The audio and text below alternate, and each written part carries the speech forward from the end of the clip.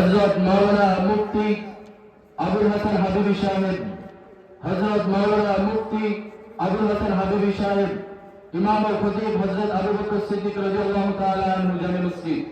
আমি হযরতকে তার গুরুত্বপূর্ণ তাকরীর পেশ করার জন্য সবিনয় অনুরোধ জানাচ্ছি। আসসালামু আলাইকুম ওয়া রাহমাতুল্লাহি ওয়া বারাকাতুহু।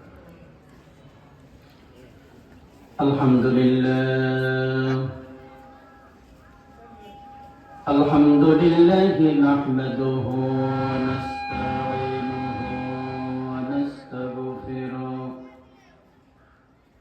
ওয়া নাউযু বিল্লাহি মিন শুরুরি আনফুসিনা ওয়া মিন সাইয়্যাতি আ'মালিনা। من يهد الله فلا مضل له ومن يضلله فلا هادي له، ونشهد أن سيدنا وحبيبنا وطبيبنا ومحبوبنا ومرشدنا ومولانا محمدا عبده ورسوله، أرسله بالحق بشيرا ونذيرا وداعيا إلى الله بإذنه وسراجا وقمرا منيرا. أما بعد، فأعوذ بالله من الشيطان الرجيم. بسم الله الرحمن الرحيم. ادخلوا الجنة أنتم وأزواجكم تحبرون.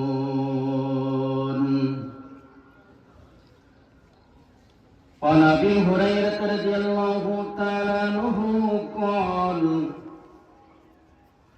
قال رسول الله صلى الله عليه وسلم قال الله تبارك وتعالى أعددت لعبادي الصالحين ما لا عين رأت ولا أذن سمعت ولا خطر على قلب بشر. وقال تعالى في شأن حبيبه إن الله وملائكته يصلون على النبي يا أيها الذين آمنوا صلوا عليه وسلموا تسليما. اللهم صل على محمد وعلى آل محمد كما صليت على إبراهيم وعلى آل إبراهيم إنك حميد مجيد. اللهم بارك على محمد وعلى آل محمد كما باركت على إبراهيم وعلى آل إبراهيم إنك حميد مجيد. بلغ العلا بكماله كشف التجى بجماله حسنت جميع خصاله صلوا عليه وآله.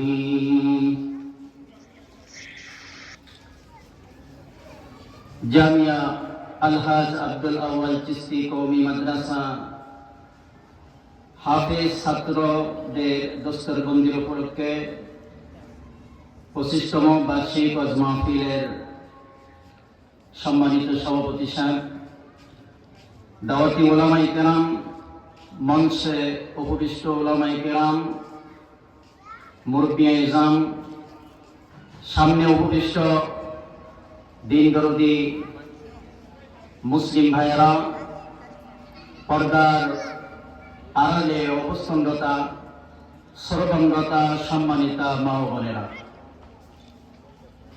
আজকে এই মাহফিলে আমরা সকলে খুশি কিনা? এই দিনের পরিবেশে আমরা সকলে খুশি, এজন্য শুকর আদায় করি আলহামদুলিল্লাহ। আল্লাহ পাক রব্বুল আলামিন আমাদেরকে সবথেকে দামি জিনিস দান করছেন, সেটা হলো ঈমান। যে ঈমানের উপরে আমরা কিয়ামতের ময়দানে জান্নাত পাবো।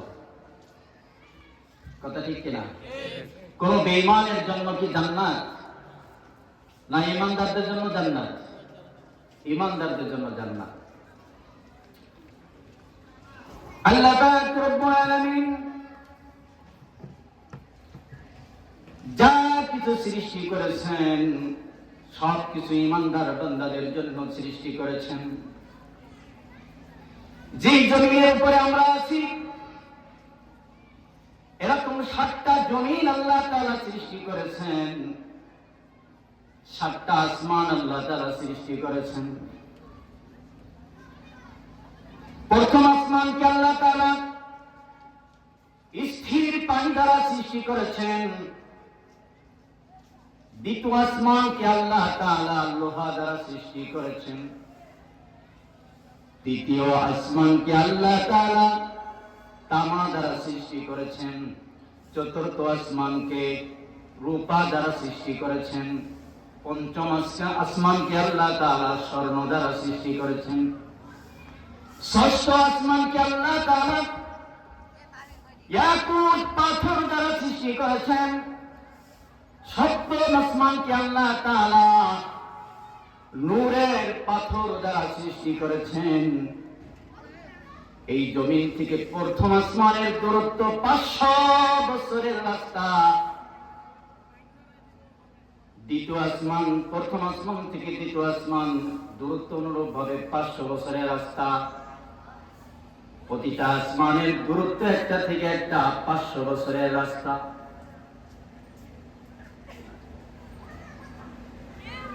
প্রতিটা আসমান পুরো মোটা 500 বছরের রাস্তা। এই হিসাবে জমিন থেকে সপ্তম আসমান 7,000 বছরের রাস্তা। এখন আপনারা বলেন যে জান্নাত আল্লাহ তাআলা আমাদেরকে দেবেন, এই জান্নাত কোথায় আছে? জমিনে না উপরে? কোথায় আছে? উপরে। তাহলে কি প্রথম আসমানে আছে? দ্বিতীয় আসমানে? তৃতীয়, চতুর্থ, পঞ্চম, ষষ্ঠ, সপ্তম কোন আসমানে কি জান্নাত আছে? জান্নাত কোথায় আছেন আল্লাহ পাক রব্বুল আলামিন, কত দূরে আছেন আল্লাহ পাক রব্বুল আলামিন ভালো জানেন। সপ্তম আসমান পর্যন্ত 7,000 বছরের রাস্তা। এই সপ্তম আসমান থেকে সিদরাতুল মুনতাহা জিবরাইল আলাইহিস সালামের আসন, আরো 7,000 বছরের রাস্তা। তাহলে জমিন থেকে সিদরাতুল মুনতাহা কয় হাজার বছরের রাস্তা বলেন? কথা বলেন না। 14,000 বছরের রাস্তা। 7 তবক আসমান। কোরআন হাদিস রিসার্চ করলাম, কোথাও জান্নাত নাই। সিদরাতুল মুনতাহা করে আসলাম, ওখানেও জান্নাত নাই। তাহলে জান্নাতটা কোথায়? জান্নাতটা আল্লাহ পাক রব্বুল আলামিন সর্ব ঊর্ধ্বে একবারে শেষ প্রান্তে আল্লাহ তাআলা রেখেছেন। এইজন্য আল্লাহ পাক রব্বুল আলামিন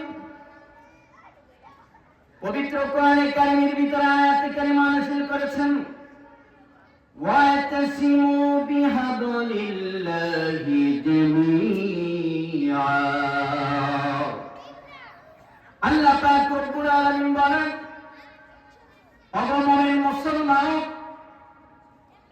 আমি আল্লাহ তাআলার রশি তোমরা খুব মজবুত ভাবে ধরো।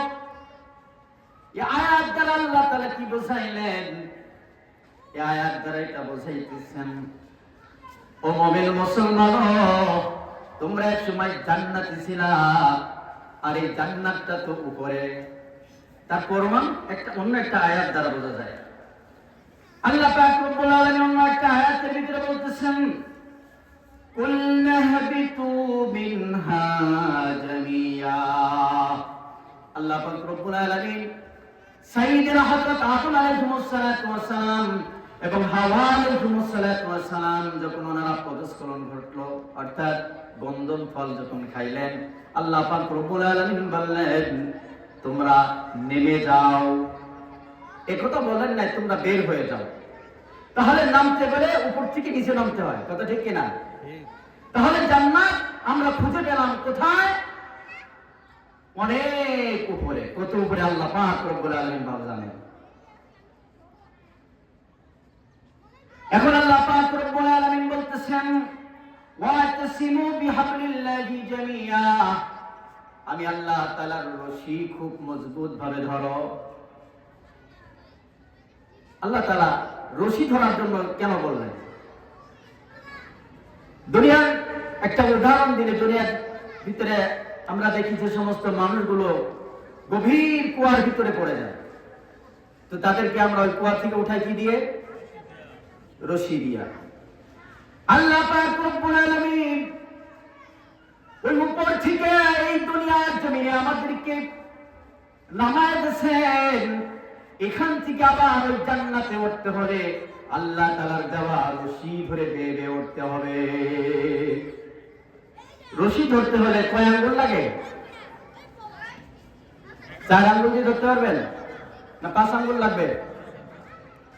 5 আঙ্গুল লাগবে।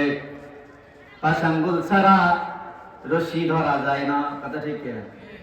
একটা কুয়া থেকে একজন মানুষকে উদ্ধার করতে হলে শক্ত মজবুত রশি ফেলতে হবে। আবার যে ব্যক্তিকে উঠাবে তাকে ওই রশি ধরতে হবে। উপরে যারা আছে এই রশি ধরে খুব সূক্ষ্মভাবে আস্তে আস্তে টেনে টেনে উঠাতে হবে, কথা ঠিক কিনা? দুনিয়ার কোন মানুষের শক্তি নাই জান্নাত পর্যন্ত পৌঁছানোর, যদি আল্লাহ পাক রব্বুল আলামিন তৌফিক না দেন, যদি আল্লাহ তাআলা যদি সহযোগিতা না করে, কথা ঠিক কিনা? আল্লাহ পাক রব্বুল আলামিন বলতেছেন আমার রশি ধরো। এখন মনে করেন কোন ব্যক্তি আমাদের এই মাহফিলের স্টেজে আসে নাই, এই মাহফিলে এসে এই ওয়াজ শুনতেছে না, দূর থেকে শুনছে, শুনে সে মনে মনে চিন্তা করলো রশি ধরার কথা বলছি আল্লাহ তাআলা, আচ্ছা দেখা যাক রশি কোথায় পাওয়া যায়। এখন সে বিভিন্ন জায়গায় রশি খুঁজতেছে, পায় না। চায়ের দোকানে যে বলতেছে আচ্ছা আল্লাহ তাআলার রশি, মাহফিলে তো শুনলাম রশি ধরার কথা, এখন এই রশিটা কোথায় পাওয়া যায় আল্লাহর রশি?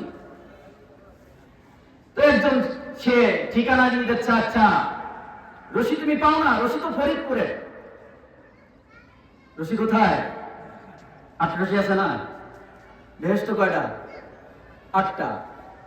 এখন এই ব্যক্তি যদি এইভাবে শুনে এই রশির অপব্যাখ্যা বুঝে যদি 8 রশি যায়, তাহলে কি হলো? আল্লাহ পাক রব্বুল আলামিন এই রশি দ্বারা বোঝাচ্ছেন পবিত্র কোরআনে কারীমের হুকুম আহকাম।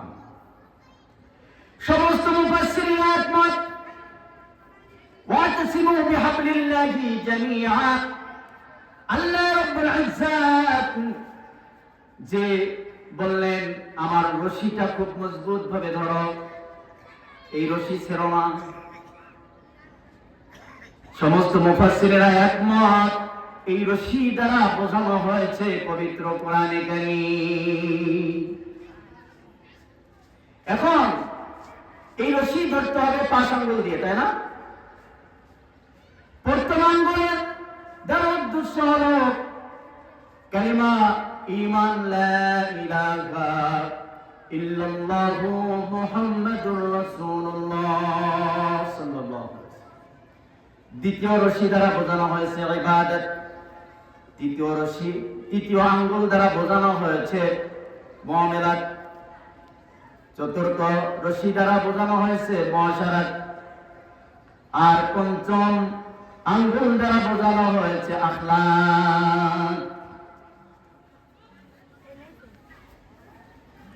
একজনের ঈমান নাই, বাকি সবগুলো আছে, সে কি এই রশিটা মজবুত ভাবে ধরতে পারবে? বলেন। কিছু দূর উঠলে পড়ে যাবে, টাচ করে নিচে পড়ে যাবে, তাই না? মঞ্জুরে মকসুদ সেই হাজার হাজার বছরের রাস্তা, কোটি কোটি বছরের রাস্তার পর অতিক্রম করতে পারবে সেই যে কোরআন নামক আল্লাহ তাআলার এই রশি গুরুত্ব সহকারে আঁকড়িয়ে ধরতে পারবে। কথা ঠিক কিনা? ঈমানের আকীদার মধ্যে যদি কোনো সমস্যা থাকে তাহলে সে কিন্তু মঞ্জুরে মকসুদ পৌঁছতে পারবে না। এখন তথাকথিত বাংলাদেশের কিছু শিক্ষিতরা তারা বই পুস্তকের ভিতরে এটা পরিবর্তন করছে যে মানুষ নাকি বানর থেকে তৈরি, পূর্বে নাকি বানর ছিল। আচ্ছা বলেন, এই আকীদা গলত না সহি? এই আকীদায় যদি কেউ বিশ্বাসী হয় তাহলে তার ঈমান থাকবে? থাকবে না। এমন কিছু কথা আছে, এমন কিছু বিশ্বাস আছে, এমন কিছু আকীদা আছে যেগুলো যদি আমরা বিশ্বাস করি তাহলে অল্পতেই আমাদের ঈমান নষ্ট হয়ে যায়। আজকে তো সময় কম, এক একটা বিষয় নিয়ে অনেক লম্বা আলোচনা আছে, সংক্ষেপে বুঝে নিতে হবে। আমাদের ঈমানকে দুরস্ত করতে হবে। 2 নম্বর হচ্ছে কি ইবাদত। আমাদের ইবাদতগুলো সহি করতে হবে। 36 কোটি দেবতার ইবাদত করা যাবে না, একমাত্র ইবাদত হবে কার? লিল্লাহি তাআলা, আল্লাহ তাআলার জন্য। এই ইবাদতের মধ্যে 5 ওয়াক্ত নামাজ আছে, কোরআন তেলাওয়াত আছে, জিকির আছে। যদি হজ ফরজ হয় হজ করতে হবে, যদি যাকাত ফরজ হয় যাকাত আদায় করতে হবে, রমজান মাসে রোজা রাখতে হবে, কথা ঠিক কিনা, ইত্যাদি ইত্যাদি। এরপর আসেন মুআমালাত। মুআমালাত হচ্ছে লেনদেন। আমাদের মধ্যে আজ লেনদেন ঠিক নয়, কথা ঠিক কিনা। কাউকে যদি আপনি টাকা ধার দেন তার থেকে ওই টাকা ওঠানো বড় মুশকিল, কথা ঠিক কিনা। এজন্য আমাদের লেনদেন ঠিক করতে হবে। এরপরে কি মুআশারাত। মুআশারাত অর্থ আচার আচরণ। আল্লাহ রাসূল সাল্লাল্লাহু আলাইহি ওয়াসাল্লাম বলেছেন, যদি কোনো ব্যক্তির আচার আচরণ ঠিক হয়ে যায় জান্নাতে যাওয়ার জন্য বড় সহযোগী হয়। যখন কোনো মানুষ মৃত্যুবরণ করে, যে মহল্লায় যে মানুষটা মৃত্যুবরণ করে, আল্লাহ পাক রব্বুল আলামিন একজন ফেরেশতা পাঠায় দেয় তদন্তের জন্য। কি তদন্ত? এই ফেরেশতাটা বারে বারে আসিয়া মানুষের মুখের আলাপ আচরণ এগুলো দেখতে থাকে, শুনতে থাকে। কি যে এই যে ব্যক্তি মারা গেছে এই ব্যক্তি সম্পর্কে কি আলোচনা করতেছে তারা। যদি অধিকাংশ মানুষ ভালোর দিকে আলোচনা করে, এই ফেরেশতা রিপোর্ট নিয়ে আল্লাহ রাব্বুল ইজ্জাতের দরবারে উপস্থিত হয়। আল্লাহ পাক রব্বুল আলামিন তখন বলে, ফেরেশতা কি দেখলা? ফেরেশতা তখন বলে, আল্লাহ তাআলা দেখলাম লোকটা খুব সৎ ছিল, মানুষ তার ভালো কথাগুলো আলোচনা করতেছে। আল্লাহ পাক রব্বুল আলামিন তখন বলেন, ও ফেরেশতা শোনো, এই বান্দা এমন কিছু পাপ কাজ ছিল যেগুলো সে গোপনে করত, এলাকার মানুষ জানতো না, এমনকি তার স্ত্রীও জানতো না।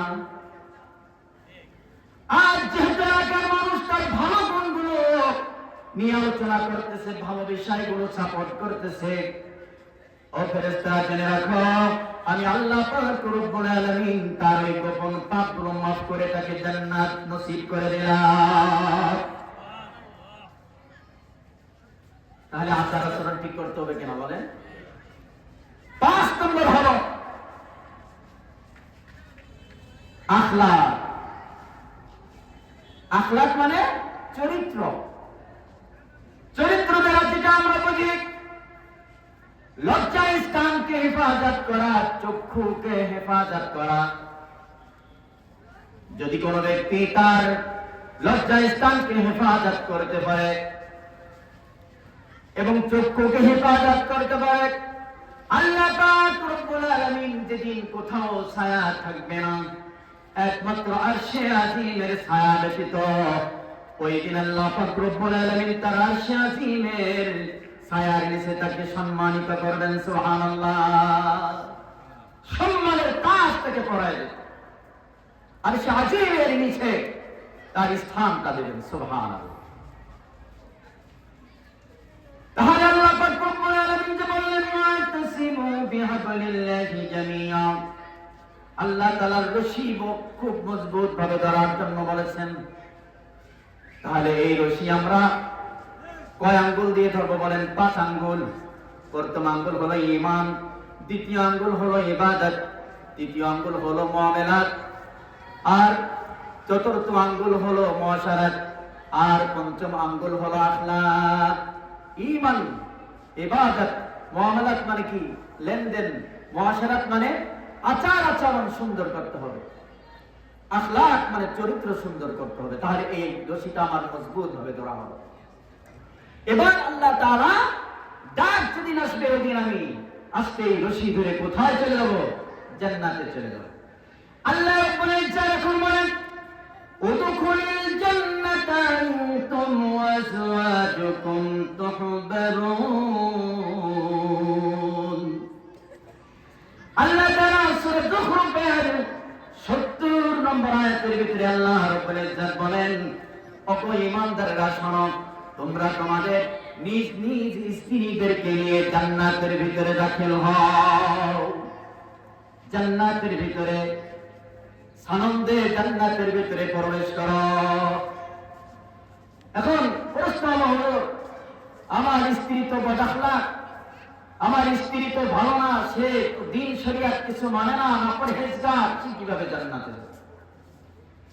এখানে বলা হয়েছে যে সমস্ত স্ত্রীরা পরহেজগার, দিনদার, মুত্তাকি, মুসলমান, ঈমানদার, তাদের ব্যাপারে। এখন যখন কোন বান্দা জান্নাতের ভিতরে প্রবেশ করবে, এই জান্নাতের ভিতরে আল্লাহ পাক রব্বুল আলামিন অসংখ্য নাজ নিয়ামত ভোগ করার জন্য রেখেছেন। আর এই অসংখ্য নাজ নিয়ামতের মধ্যে একটা নিয়ামত থাকবে, সেটা হলো হুর। কি নিয়ামত? হুর থাকবে।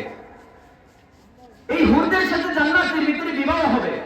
সূরা তুরের 20 নম্বর আয়াতের ভিতরে আল্লাহ তাআলা বলতেছেন ওয়াসাওয়াজনাহুম বিহুরিন আইন, ডাগর চক্ষু বিশিষ্ট হুরদের সাথে জান্নাতীদেরকে বিবাহ দেওয়া হবে সেদিন জান্নাতের ভিতরে। জোরে জোরে বলেন সুবহানাল্লাহ। হুর এত সুন্দর, জান্নাতি বান্দা যখন জান্নাতে প্রবেশ করবে হুর দেখে চোখ ফিরবে না। তখন জান্নাতি বান্দা তার এত সৌন্দর্য সে কিভাবে পালো, এই আলাপ শুরু করে দেবে। আমরা বাংলাদেশে বিভিন্ন জায়গায় সাইনবোর্ডে লেখা দেখি না যে রূপের রহস্য লাখ সাবানের ভিতরে। কি সাবানের ভিতরে? না না না, রূপের রহস্য লাখ সাবানের ভিতরে নয়। জান্নাতি হুরদের রূপের রহস্য এবার শোনেন। জান্নাতি বান্দা যখন আলাপচারি শুরু করে দেবেন, তখন জান্নাতি বান্দা হুরের রূপের রহস্য জানার জন্য প্রশ্ন করবেন। তখন হুর বলবে, আম্মা জান আয়েশা সিদ্দিকা রাদিয়াল্লাহু তাআলা আনহা বলেন, আল্লাহ রাসূল সাল্লাল্লাহু আলাইহি ওয়াসাল্লাম এই হাদিস বর্ণনা করেছেন। ওই হুর তখন বলবে, শোনো আমাদের রূপের রহস্য। জান্নাতের ভিতরে একটা সাগর আছে, বাইদাহ। সাগরের নাম কি? বাইদাহ। এই বাইদাহ সাগরের ভিতরে কোন প্রকার পানি থাকবে না। পুরা এই বাইদাহ সাগরের ভিতরে আছে আতর, গোলাপ, জাফরান। জোরে জোরে বলুন সুবহানাল্লাহ। তখন ওই হুর বলবে, ওগো জান্নাতি আমার স্বামী শোনো, এই বাইদাহ সাগরের মধ্যে যেটা নাকি পানি, যেই সাগরের ভিতরে কোন প্রকার পানি নাই, শুধু আতর, গোলাপ, জাফরান, এই সাগরের ভিতরে লাল একুট পাথর আল্লাহ পাক রব্বুল আলামিন কিছুক্ষণের জন্য ভিজায় রাখলেন। অথবা এই পাথরটা উঠাইলেন। এরপরে আল্লাহ পাক রব্বুল আলামিন তার রহমতের দৃষ্টি দিয়ে ওই পাথরের ভিতরে আমি 16 বছরের হুরকে জন্ম দিলেন। সুবহানাল্লাহ, সৃষ্টি করলেন। এখন আপনারা বলবেন যে চোখের দৃষ্টি দিয়ে এটা কেমনে হলো? আমি আপনাদের কাছে প্রশ্ন করি, কিছু প্রাণী যেগুলো আল্লাহ তাআলা নিজেই স্বয়ং সৃষ্টি করেছেন, এক ধরনের পাখি আছে যারা ডিম পাড়ার পরে দূর থেকে চোখের দৃষ্টি দিয়ে তা দেয়, কথা ঠিক কিনা? কুমির ডিম পেড়ে দূর থেকে দৃষ্টি দিয়ে তা দেয়, তার বাচ্চা পারে, কথা ঠিক কিনা? আল্লাহ তাআলার একটা মাখলুকের মধ্যে যদি এই পরিমাণ তার চোখের শক্তি থাকে, যে আল্লাহ পাক রব্বুল আলামিন ওই জন্তুটাকে সৃষ্টি করেছেন, তামাম কায়নাতকে সৃষ্টি করেছেন, সাতবক আসমান সাতবক জমিন সৃষ্টি করেছেন, সমস্ত মাখলুকাত যিনি সৃষ্টি করেছেন, তার চোখের ভিতরে কি পাওয়ার থাকতে পারে? কি থাকতে পারে না? ওই হুর এবার বর্ণনা করতেছে, শোনো ও জান্নাতি স্বামী, শোনো, আমাকে কোনো জিনও স্পর্শ করে নাই, কোনো মানুষও স্পর্শ করে নাই। তার কারণ আল্লাহ তাআলা আমাকে সৃষ্টি করার সাথে সাথে হেফাজত করেছে। কেমনে হেফাজত? আল্লাহ রাব্বুল ইজ্জত একটা সাদা শ্বেত পাথর ফেরেশতার কাছে দিলেন, ফেরেশতা ওটাকে একটা খোঁচা মারলেন। এই খোঁচাতে ওই শ্বেত পাথরটা একটা গম্বুজে পরিণত হয়ে গেল। আর আমরা হুরগণ এই গম্বুজের ভিতরে হেফাজতে থাকলাম, সংরক্ষণে থাকলাম। জান্নাতি বান্দা এবার প্রশ্ন করল, আচ্ছা এই যে লম্বা সময়, কম সময় না, এই লম্বা সময় এই গম্বুজের ভিতরে তোমরা কি করছো? তখন হুরগণ বলে, অগো জান্নাতি স্বামী শরাব, এই গম্বুজের মধ্যে আমরা প্রেমের কবিতা আর গান লিখতে লিখতে সময়গুলো কাটিয়েছি। এরপর আবার জান্নাতি স্বামী হুরকে প্রশ্ন করে, কার জন্য এই প্রেমের কবিতা, এই প্রেমের গান? তখন বলে, ওগো স্বামী, কারোর জন্য নয়, একমাত্র তুমি আমার জান্নাতি স্বামী, তোমার জন্য এই প্রেমের কবিতা আর গান লিখেছি। জোরে জোরে বলেন সুবহানাল্লাহ। কয়, আমরা এই যে প্রেমের কবিতা আর গান লিখতে লিখতে কোন সময় যে সময় পড়াই গেছে আমরা টের পাই না। কেন? আনন্দের মধ্যে থাকলে সময় খুব দ্রুত চলে যায়, কথা ঠিক কিনা? আর যখন আনন্দ উল্লাস থাকে না, মানুষটা পেরেশানির মধ্যে থাকে, কোন মানুষ জেলখানার ভিতরে থাকে, তখন তার সময় কিন্তু সময় কাটে না, কথা ঠিক কিনা? আল্লাহ পাক রব্বুল আলামিন বলেন, ইউতাফু আলাইহিম বিসিহাফিম মিন যাহাবিন ওয়া আকওয়াব। আল্লাহ পাক রব্বুল আলামিন জান্নাতীদেরকে জান্নাতের মধ্যে স্বর্ণের প্লেট এবং স্বর্ণের পেয়ালা দিয়ে পরিদর্শন করবেন। সুবহানাল্লাহ। জান্নাতের ভিতরে সাধারণ কোনো প্লেট থাকবে না, সাধারণ কোনো গ্লাস থাকবে না। এই জান্নাত হলো 8টি। 8 নম্বর জান্নাত হলো জান্নাতুল ফিরদাউস, সর্ব উপরে থাকবেন জান্নাতুল ফিরদাউস। এই জান্নাতুল ফিরদাউস হলো একটা রূপার তৈরি,